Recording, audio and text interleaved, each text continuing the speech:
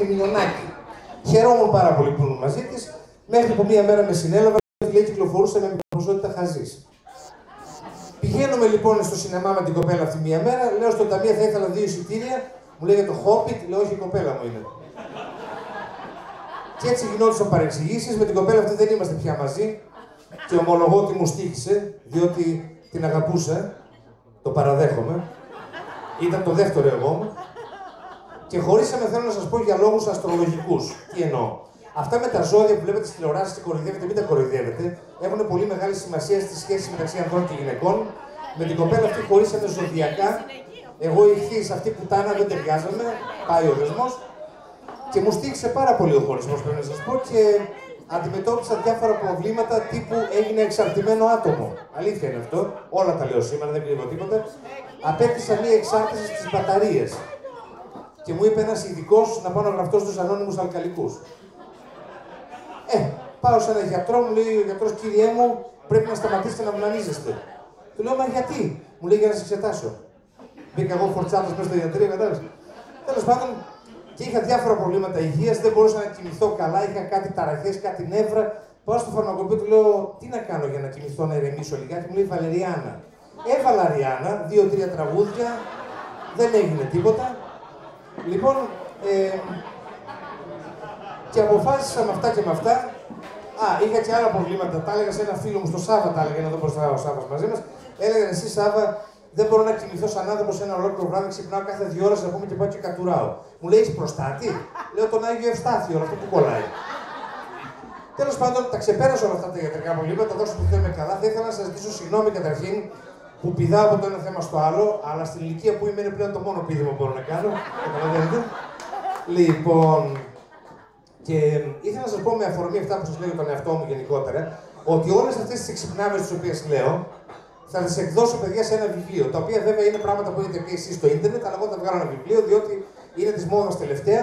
Όλοι οι διάσημοι και που βγαίνουν στην τηλεόραση να βγάζουν βιβλία. Έχει βγάλει βιβλίο Σερβετάς, το ίδιο βιβλίο βγάζει 10 χρόνια, δεν πειράζει.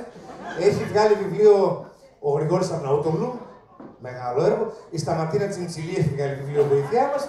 Και σας αποκαλύπτω ότι θα βγάλει βιβλίο, παιδιά, ετοιμάζει η Δέσποινα Μοιραράκη. Θα γίνει best seller. Ο τίτλος του, αποκλειστικά σας λέω, είναι 50 αποχρώσεις του Πορτοροδοκόκκινου. Θα γαμίσει το βιβλίο μεταξύ μας, θα πάει πάρα πολύ καλά. Ξαναγυρνάω όμως στο αγαπημένο μου θέμα, ξεπέρασε τα ιατρικά μου προβλήματα, παιδιά, με τον αθλητισμό. Ο αθλητισμός είναι πολύ σημαντικό πράγμα. Βέβαια, καμιά φορά είναι επικίνδυνο. Είχα ένα φίλο που ξεσκόνιζε μια ντουλάπα, μια βιβλιοθήκη, και πάνω στη βιβλιοθήκη είχε ένα κύπελο που είχε κερδίσει σε αγώνες νεότερος και έπεσε το κύπελο πάνω του, τον σκότωσε. Βρήκε θάνατο αποτρόπαιο. Ο άνθρωπος αυτός. Είχε έναν άλλο φίλο που έπαιζε μπάλα στην εθνική, τον πάτησε Νταλίκα. Αν παίζετε μπάλα, να παίζετε σε γήπεδα, σε αλάνες, όλη στην εθνική, έχει πάρα πολύ κίνηση. Λοιπόν, αλλά βέβαια, ο αθλητισμός, τώρα το καταλάβατε εσείς, κάνει αργά παράπονα. Ευχαριστώ πάρα πολύ. Είναι το δίπλωμά μου, παιδιά, του Δίτη Νάιτρος. Ευχαριστώ πάρα πολύ. Πανέθεση κλείνει εδώ. Μεγάλος Δίτης, παιδιά, έχω γίνει. Και έλεγε για τον αθλητισμό ότι ανεξαρτήτως ηλικίας είναι καλό να είμαστε fit. Καταλαβαίνετε. Η γιαγιά μου, επί παραδείγματι, στα 65 της, ξεκίνησε να περπατάει 5 χιλιόμετρα την ημέρα. Σήμερα είναι 87, δεν ξέρουμε πού έχει φτάσει. 22 χρόνια, 5 χιλιόμετρα την ημέρα. Ορίστε.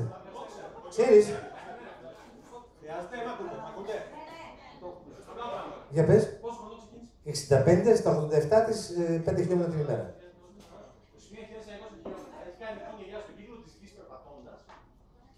Ναι, ναι.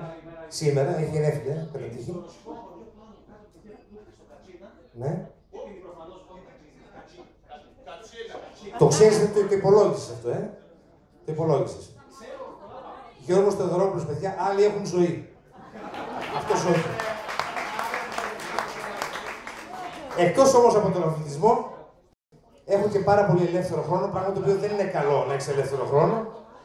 Εγώ, για παράδειγμα, όταν βαριέμαι πάρα πολύ, πηγαίνω στα pet shop, ξέρετε, τα καταστήματα για κατοικίδια ζώα, και ρωτάω την πολίτρια αν έχει κολάρα.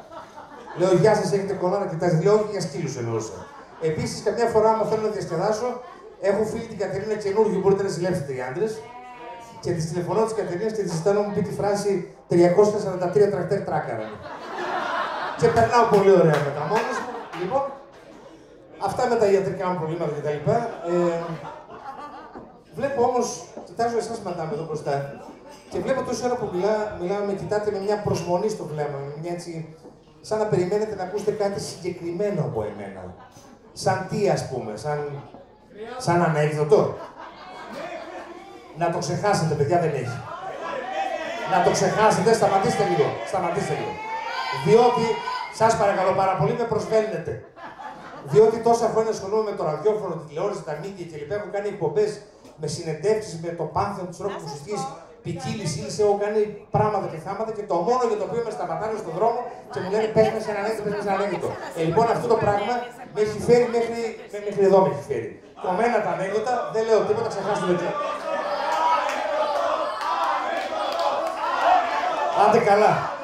Άντε καλά. Επειδή εσείς το ζητήσατε, δύσκολος είδες. Και με τις γυναίκες έτσι κάνω, καμία δεν μου κάθεται, δεν πειράζει. Χασικλής μπαίνει σε ταξί. Του λέει το ταξιτζή, τράβα ευθεία. Πηγαίνει ο ταξιτζής ευθεία κανονικά. Κάποια στιγμή φτάνει αναπόφευκτα σε μια διασταύρωση. Λέει ο ταξιτζής, να στρίψω. Γιατί έχεις. Τι καταλάβατε.